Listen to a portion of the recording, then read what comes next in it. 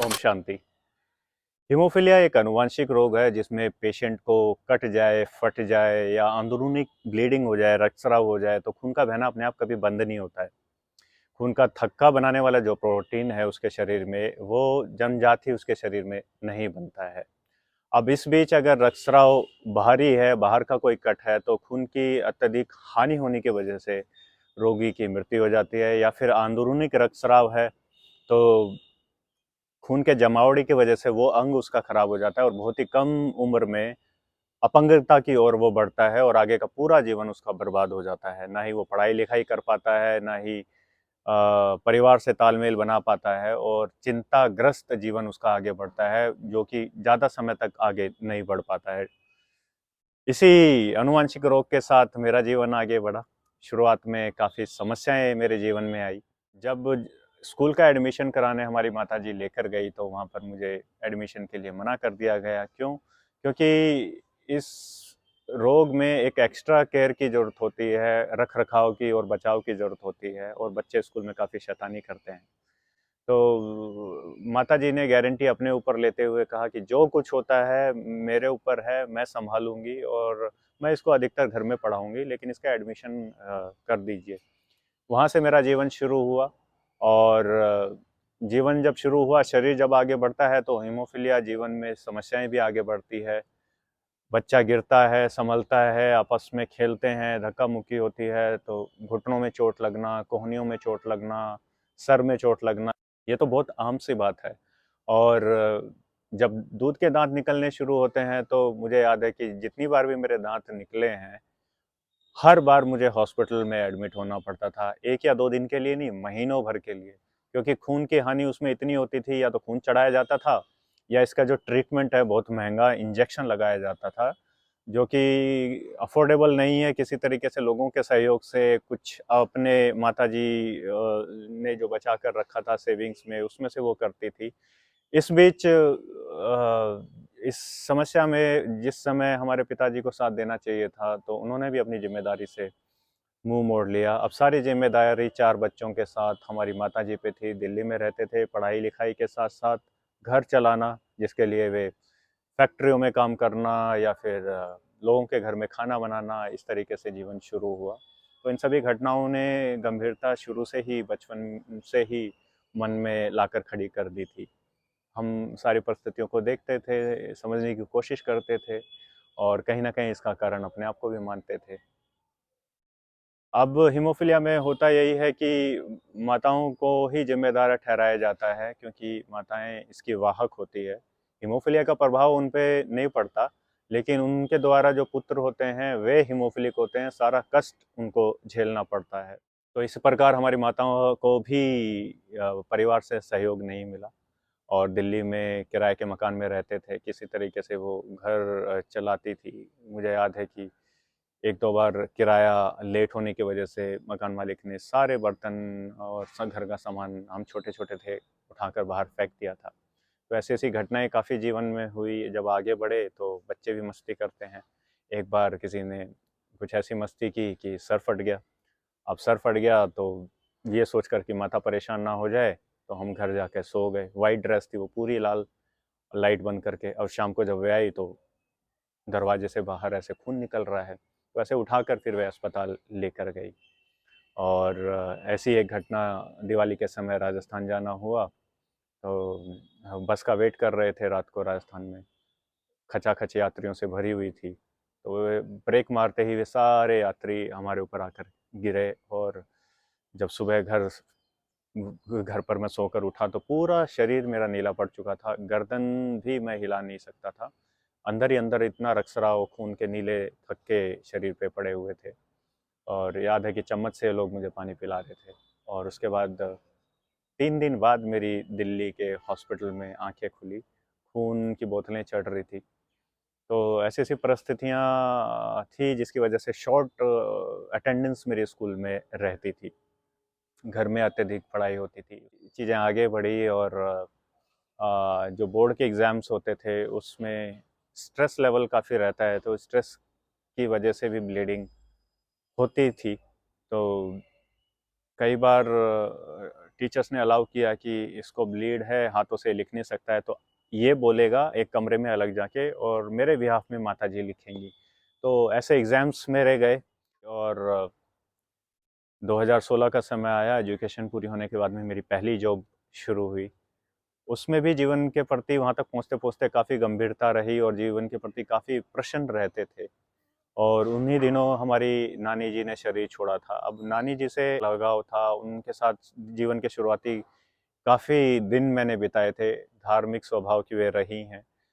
इस मान्यता से, इस आस्था से कि मैं ठीक हो जाऊँ तो वे हमेशा मुझे किसी मंदिर और किसी जागरण में या किसी संत महात्मा के पास हमेशा लेकर जाया करती थी। विद्यालय के आसपास और दिल्ली में भी कुछ ऐसे लोग थे, जब भी कुछ होता था ऐसी चीज़ों में मंदिर ले जाया करते थे। और स्कूल के समय भी कुछ जो दोस्त थे वे भी मिलजुल कर हम लोग मंदिर जाया करते थे। ये सोच कर कि हीमोफीलिया और घर की परिस्थितियों के उत्तर बाहर समाज में ना मिल के शायद यहाँ मिल जाए, क्योंकि शुरू से ही बीज नानी के द्वारा मन में डल गया था कि शायद इन लोगों के पास इस चीज़ का उत्तर हो। तो मंदिर वगैरह जाया करते थे, वहाँ और प्रश्न देवी देवताओं के प्रति उठते थे और जीवन के लक्ष्य के बारे में उठते थे। अब नानी जी ने जो कुंडली बनाई थी उसमें ये लिखा था कि इसका आगे जाके जो उद्धार होगा शिव के द्वारा ही होगा। लेकिन जब लोगों को देखता था कावड़ लेकर जा रहे हैं, बड़ी यातनाएं झेलकर अपनी मन्नतें पूरी होने के बाद वे जाते हैं, तो मन में एक यही आया कि इस जन्म में तो शायद ईश्वर प्राप्ति तो हो ही नहीं सकती है। क्यों? क्योंकि इतना शरीर को कष्ट इस वाले को दिया ही नहीं जा सकता, और जब तक ये सारी चीज़ें ना करूं तो शायद बात आगे ना बने। जब नानी जी ने शरीर छोड़ा तो मन फिर से एक कटा-कटा सा होना शुरू हुआ, क्योंकि इस बीच हमने काफ़ी लोगों को जाते हुए देखा, जिनका देहांत हीमोफीलिया की वजह से हुआ, कम उम्र में हुआ, तड़पते हुए मैंने उनको जाते हुए देखा। तो काफ़ी मन में प्रश्न रहते थे कि जीवन देखो इतना महान तो होगा, कुछ ना कुछ तो जीवन का लक्ष्य होगा ही, लेकिन इस तरीके से जा रहे हैं, इनका इसका क्या कारण है? मुझे जीवन के प्रति कोई डर नहीं था, लेकिन ऐसे ही चले जाएँ बिना कुछ, अंधेरे में ही वापस चले जाएँ तो इसके लिए अंदर ही अंदर चिंता सताती थी। जीवन में अभी कुछ किया ही नहीं। तो एक सोशल वर्क की भावना मेरे मन में हमेशा बनी रहती थी कि कुछ किया जाए।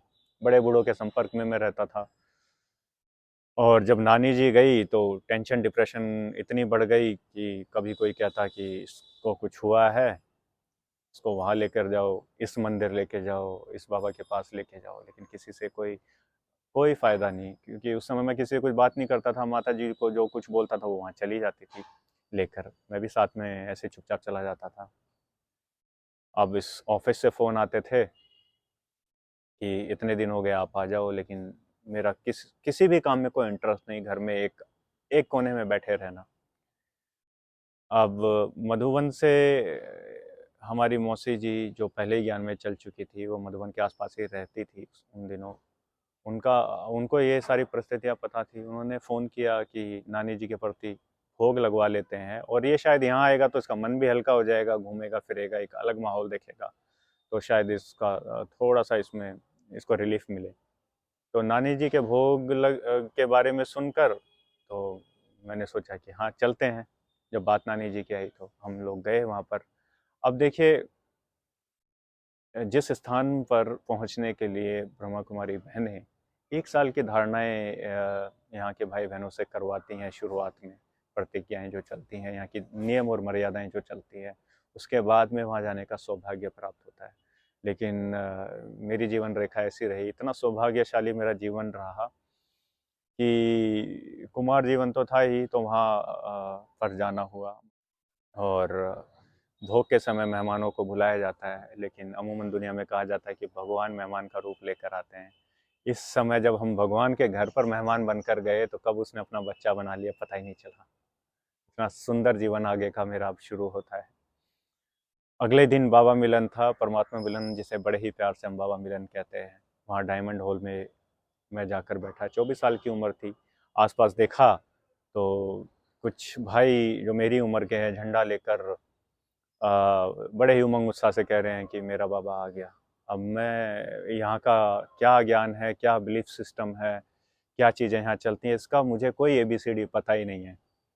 लेकिन सामने से जब दादी गुलजार जी आई और वे ध्यान में गई, तो आसपास क्या चल रहा है इस चीज़ का बिल्कुल ही भान खत्म हो गया। हजारों लोग मेरे आसपास हैं, ये मन से बात बिल्कुल ही उतर गई। बिल्कुल मन में जो अभी उलझन भरी बातें चल रही थी, उसमें एक स्थिरता आई। और जैसे ही वे ध्यान में गई तो मन में भावनाओं का एकदम से गुबार फूटना शुरू हुआ और आंखों से आंसू भी शुरू हुए। और कुछ ऐसी फीलिंग वहाँ आनी शुरू हुई, मन में बातें आना शुरू हुई, और शायद मैं शब्दों में बयां तो नहीं कर पाऊँ, लेकिन कुछ इस प्रकार से थी कि मानो मैं सामने वाले से एक शिकायत कर रहा हूँ कि इतनी लंबी यात्रा मैं जीवन की करके आया हूँ, इतनी बड़ी भीड़ से मैं निकल के आया हूँ, कहाँ मेरा साथ छोड़कर चले गए थे। मानो ये कुछ इस प्रकार हो कि एक बच्चा मेले में, भीड़ में अपने माँ बाप का हाथ छोड़कर कहीं खो जाता है, और जब वापस मिलता है तो उसके आंख में आंसू भी होते हैं, खुशी भी होती है, और शिकायत भी होती है कि कहाँ छोड़ दिया था। कुछ उसी प्रकार की मन की अवस्था उस समय मेरी थी। अब वहाँ पर से वापस दिल्ली आए और 7 डेज़ का कोर्स किया। अब 7 डेज़ के कोर्स में कुछ ऐसी बातें थी जो सहज ही मेरे मन ने स्वीकार करी, जीवन के प्रति, जीवन के लक्ष्य के प्रति, देवी देवताओं के प्रति और भगवान के प्रति। वहाँ से मेरी नई यात्रा शुरू हुई।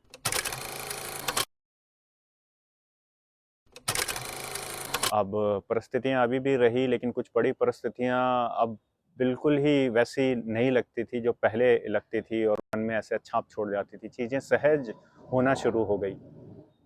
अब हीमोफिलिया कम्युनिटी में यूथ ग्रुप के लीडर के रूप में मेरा चयन हुआ, और हीमोफिलिया कम्युनिटी में जो हमारी सोसाइटी है उसके एग्जीक्यूटिव रोल में मुझे रखा गया। चीज़ें बहुत सुंदर होना शुरू हुई, वहाँ से बातें आगे बढ़ी। अब इंटरनेशनल प्लेटफॉर्म पे मुझे इंडियन हीमोफिलिया यूथ कम्युनिटी को रिप्रेजेंट करना था, तो उसके लिए मेरा जर्मनी जाना हुआ। जब तक मैं धारणाओं में और ज्ञान में चल चुका था, ज्ञान क्या है वो समझ आना शुरू हो गया था। तो जब वहाँ पे पहुँचे तो मेरे ही जैसे बहुत सारे युवा भाई अपने अपने देश से आए थे, अपनी अपनी कम्युनिटी को रिप्रेजेंट करने। प्रोजेक्ट के साथ मैं भी अपने प्रोजेक्ट को लेकर गया था।